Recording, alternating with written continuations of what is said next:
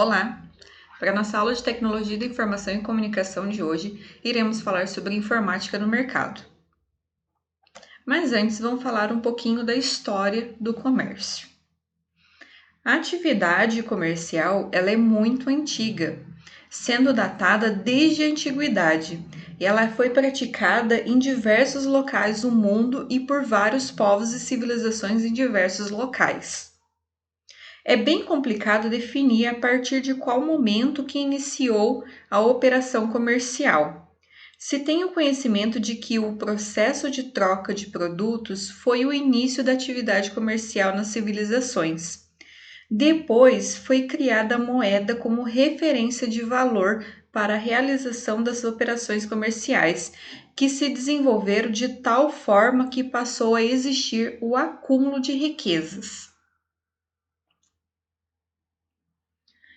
O comércio era considerado local porque ele era realizado apenas entre as pessoas de uma mesma civilização. Nas primeiras civilizações e comunidades, a maioria das pessoas viviam de agricultura, da pesca, da pecuária e normalmente cultivavam ou geravam um único produto específico. O desenvolvimento da agricultura permitiu a criação de ferramentas e novas técnicas que aumentaram a produtividade do cultivo de espécies vegetais, aumentando assim a disponibilidade, permitindo a criação de estoques maiores de produtos. Por isso, o desenvolvimento do sistema de trocas foi fundamental para que as pessoas tivessem a oportunidade de terem outro tipo de produto que elas não cultivavam, permitindo então que todas as pessoas conseguissem atender às suas necessidades básicas. Mas com o passar do tempo, essas trocas de produtos ficaram um pouco mais difíceis, porque envolveu mais pessoas, os produtos não atendiam tanto às necessidades das pessoas, a dificuldade de realizar o transporte no produtos de grande porte e então por isso foi criado a moeda. Mas antes da Revolução Industrial, o processo, o processo produtivo era feito de forma manual e de duas maneiras.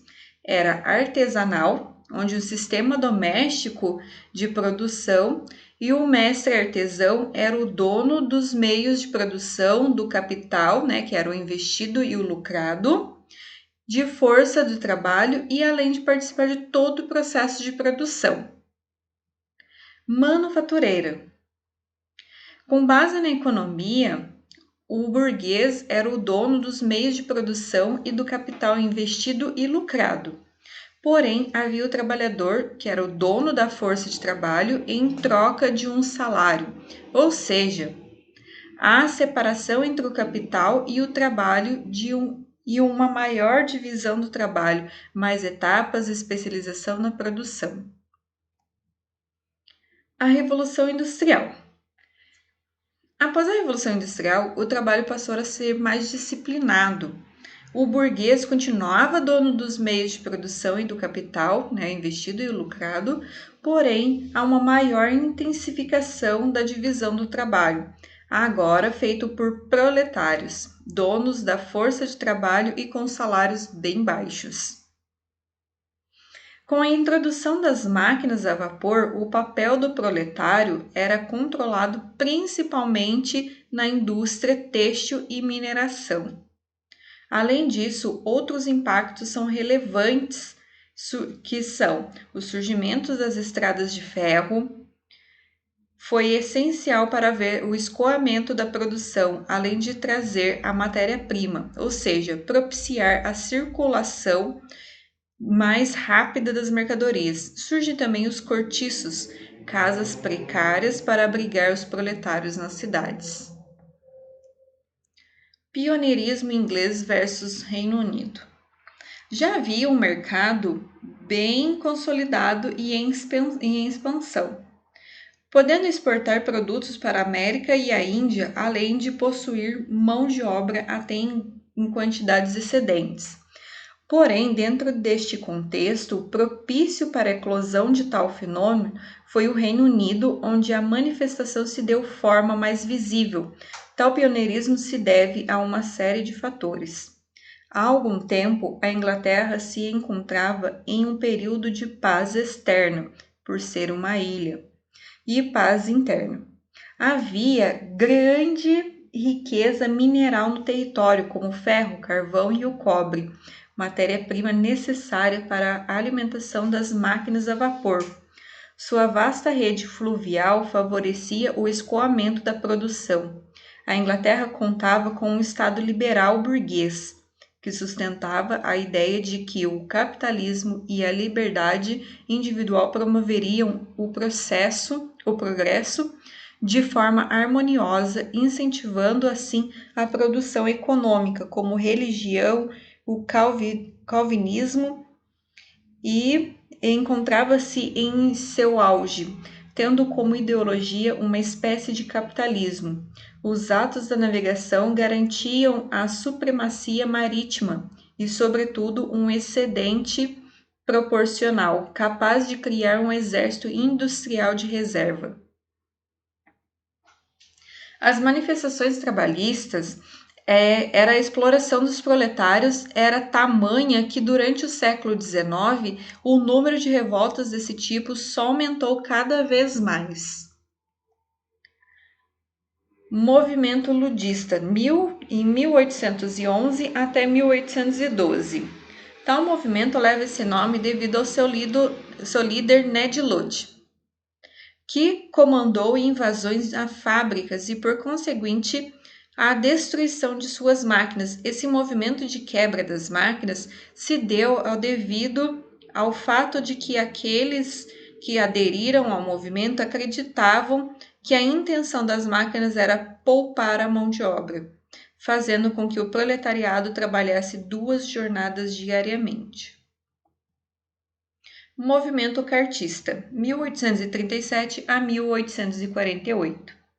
Outro movimento do gênero ficou conhecido como o movimento cartista e contava com a associação de proletários contra seus patrões, exigindo melhores condições de trabalho, redução de jornada, extinção do trabalho infantil, salário mínimo, entre outros benefícios. Em suma, foi um movimento que lutou pelos direitos políticos do proletário. Sindicalismo. A teoria e última forma de manifestação trabalhista foram os sindicatos. Aqui, os proletários das fábricas criam os sindicatos, um tipo mais ideológico de associação, e tem como característica principal o seu caráter partidário, ou seja, são os trabalhadores contra os estados burgueses. Isso acarretou no surgimento de doutrinas anticapitalistas, como o socialismo, o comunismo e o anarquismo. A importância dos produtos para o comércio. Definição do valor de um produto. Um dos grandes problemas da atividade comercial desde o início dos tempos era a definição do valor de um produto. Um dos pressupostos para a determinação do preço de um produto era a quantidade de trabalho realizada para fabricar a mercadoria, assim também como as dificuldades encontradas para gerar aquele material e também a sua disponibilidade. Essas condições determinam se um produto teria um valor alto ou baixo. A importância dos produtos para o comércio, atualmente, a definição do valor de um produto envolve uma série de outros fatores, como, por exemplo, o transporte desse produto, o salário dos funcionários, impostos e outros gastos inerentes ao processo de produção desse produto ou serviço. Devido a esses fatores, a atividade comercial foi ficando cada vez mais complexas e envolvendo uma série de fatores e variações que influenciam no comércio realizado nos dias atuais. O comércio moderno. Já no comércio moderno, ele tomou um grande impulso no século XV, com as chamadas expedições para o Novo Mundo, onde os povos colonizadores viajavam atrás de riquezas e especiarias para negociarem. As lojas começaram a ganhar os formatos parecidos com os atuais por volta de 200 anos atrás. Até essa época, os comércios se caracterizavam por serem pequenos empreendimentos, padarias, armazéns, algumas lojas, tudo muito simples e rústico. A primeira loja de departamentos foi criada em Paris, Bon Marché, no século XX. A atividade comercial passou por uma grande transformação, passando a existir a profissionalização e o desenvolvimento. O comércio moderno também passou por uma grande expansão, tanto que hoje temos as grandes magazines, shopping centers, entre outras lojas. E as vendas pela internet, formas de comércio que não eram imaginadas há mais de 100 anos atrás. O comércio permitiu e colaborou com o desenvolvimento da sociedade, ajudando no desenvolvimento de tecnologia, criação de ferrovias, estradas, portos, pontes e etc. Hoje em dia, o comércio tem diversas maneiras de vender. Os produtos, aí a gente tem nas lojas, no delivery, à distância, pela internet, entre outros. Nos dias atuais, os comerciantes procuram proporcionar aos clientes o maior conforto possível para que eles façam suas compras. A informática e o mercado. Número de famílias com computadores celulares. Hoje em dia, o número de famílias que tem pelo menos um celular ou um computador é muito grande. E até mesmo vários celulares. Cada pessoa da família tem um celular e um ou dois computadores. Com isso, o mercado se expandiu muito. Os benefícios das tecnologias nas empresas. As tecnologias facilitam bastante encontrar e ter acesso a essas pessoas que são possíveis, né, que são compradores em potencial. Comércio, o conhecimento em informática, esse é o mais importante. Por mais que a pessoa não goste ou não tenha acesso, pelo menos o básico é necessário ela saber, para que quando ela chega no mercado de trabalho, ela tenha uma familiarização mais fácil para ter esse acesso e alcançar e conquistar o seu primeiro, né, ou se colocar no mercado de trabalho. Pré-requisito. A informática hoje em dia é um dos principais pré-requisitos para as contratações, pois se a empresa está informatizada, ela não consegue, não que ela não consiga, mas ela não tem esse acesso tão fácil se ela não tem pelo menos uma informática básica, para ela aprender e ter o acesso aos sistemas da empresa. Computador para quase tudo. Um computador, ele é utilizado para quase tudo, no processo de produção, no processo de venda, no processo de busca pelo produto. Então, o computador, né, a informática está envolvida em tudo. Um sistema para cada vaga. Imagine vocês que vocês estão trabalhando em uma empresa onde ela tem vários setores. Cada setor tem seu sistema, cada setor tem seu sistema para controlar. E existe um outro grande sistema que controla todos os outros sistemas. Então, se você vai trabalhar com atendimento, existe um sistema para atendimento.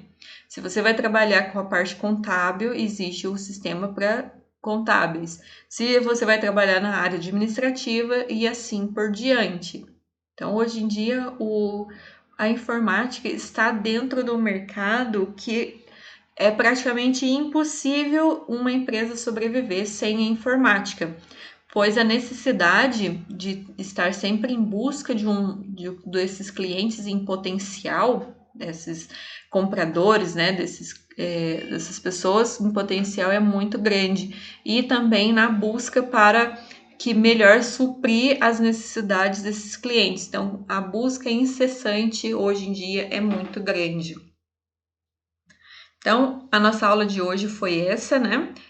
Aguardo vocês na próxima aula. Até mais. Abraços.